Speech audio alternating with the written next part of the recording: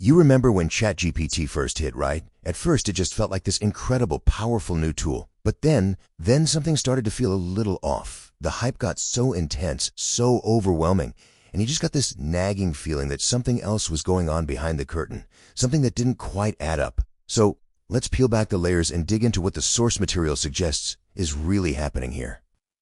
And that's really the big question this whole thing is trying to answer. How in the world do we get from this promise of world-changing technology to this? This really strange, contradictory situation where the money doesn't make sense, the public statements are all over the place, and the whole industry feels like it's being driven by something completely different than just profit. I mean, to really grasp the scale of this, just look at how fast it spread.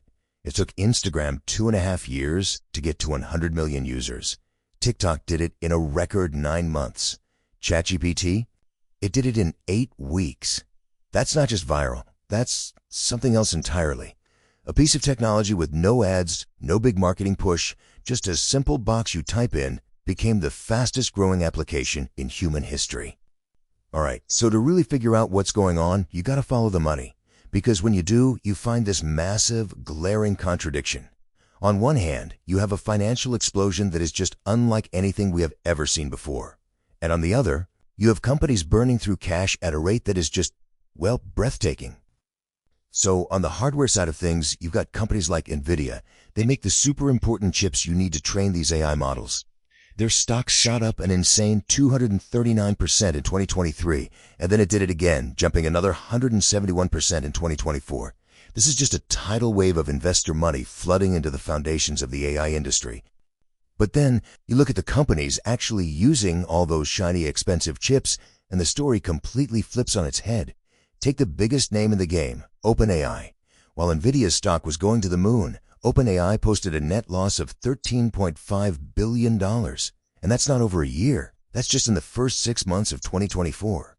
And this table here, it really breaks it down. For every single dollar they brought in, they spent over $4. A huge chunk of that, almost $7 billion, was on R&D, with total expenses hitting nearly $18 billion. The bottom line is they are losing roughly $3 for every $1 they make. This isn't your typical startup burn rate to grow. This is a financial bonfire. And look, this isn't just a gut feeling. Analysts are sounding the alarm, big time. According to economist Julian Jessup, the AI bubble is already astronomically larger than some of the most infamous crashes we've ever had. We're talking 17 times the size of the dot-com bust, 4 times bigger than the 2008 housing crisis. So you have to ask, if profit isn't the point, what in the world is? Yeah, see, that kind of spending is just nuts, unless profit isn't the real goal. The source material argues that the real prize here isn't winning the market. It's about global geopolitical power. The money being torched and the tech being built are just moves in a much, much bigger game between nations. So what's the evidence for that? Well, according to sources, Silicon Valley has basically turned into the Wild West for spies. And we're not talking about some nerdy corporate snooping. The source highlights reports of Chinese and Russian intelligence using classic Cold War-style honey trap operations, what's being called sex warfare, to get their hands on AI secrets. No one was running these kinds of plays to steal the code for the next social media app, but for AI, it's a completely different ballgame. And all this panic just hit a fever pitch when a Chinese company suddenly released an AI model that was just as good as OpenAI's best stuff. Venture capitalist Mark Andreessen, a huge name in tech, called it an AI Sputnik moment. He's talking about that moment of shock in the Cold War when the Soviets launched the first satellite. All of a sudden, this wasn't about which company had the best chatbot anymore. It was a global arms race. Okay, so let's recap. The companies are burning through billions. Nations are acting like this is a new Cold War. It really makes you wonder, what's the actual product being sold here? The source proposes an answer that's pretty chilling. The product isn't the AI. The product is us. I mean, really think about it. What are we all pouring into these chatbots every single day? It's way more than write an email for me, right? We're feeding them our business plans, asking for advice on our relationships, confessing our deepest, darkest fears and insecurities. Every single prompt, every conversation just becomes another data point, feeding this giant machine with the most intimate details of what it means to be human. And all of this creates something academics call a behavioral surplus. It's all the extra data that the AI doesn't technically need to function, but it's pure gold for something else, building a detailed psychological profile of the entire human race.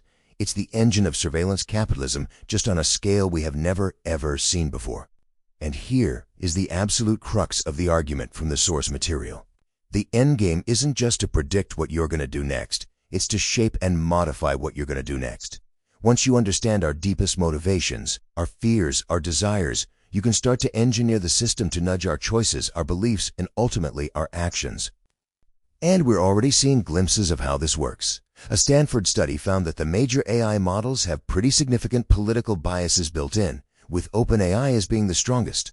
Then, researchers found that after just 5 interactions with a biased chatbot, a user's own political views start to shift toward the AI's bias. That is an unbelievably powerful tool for reprogramming belief on a massive scale. Okay, so this brings us to the final piece of the puzzle, and honestly, this is where the argument gets really dark. It's all about how this data, this influence, is being locked down through power, extreme secrecy, and ultimately by making us completely dependent on the technology.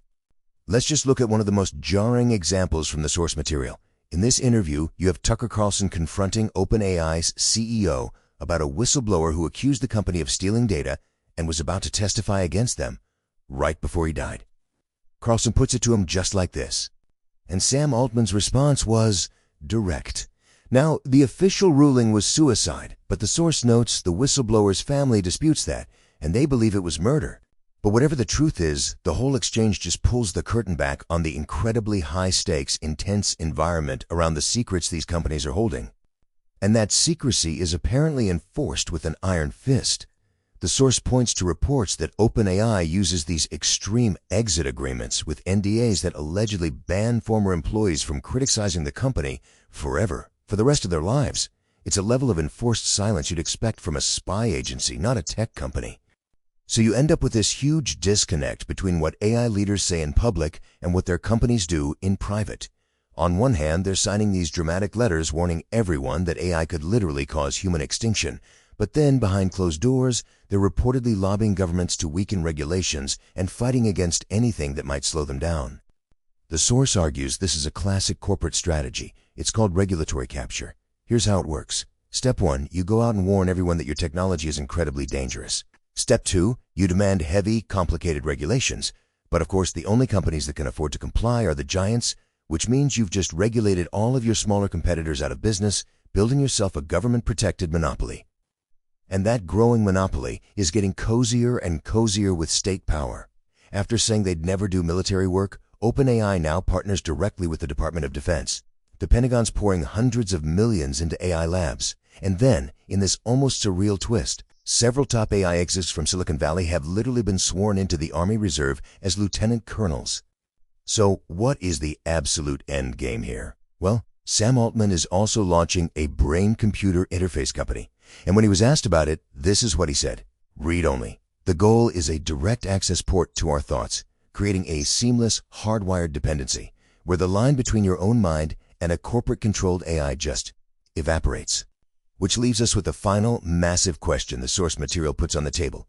With every prompt we type, with every time we ask it to think for us, are we really just using a tool?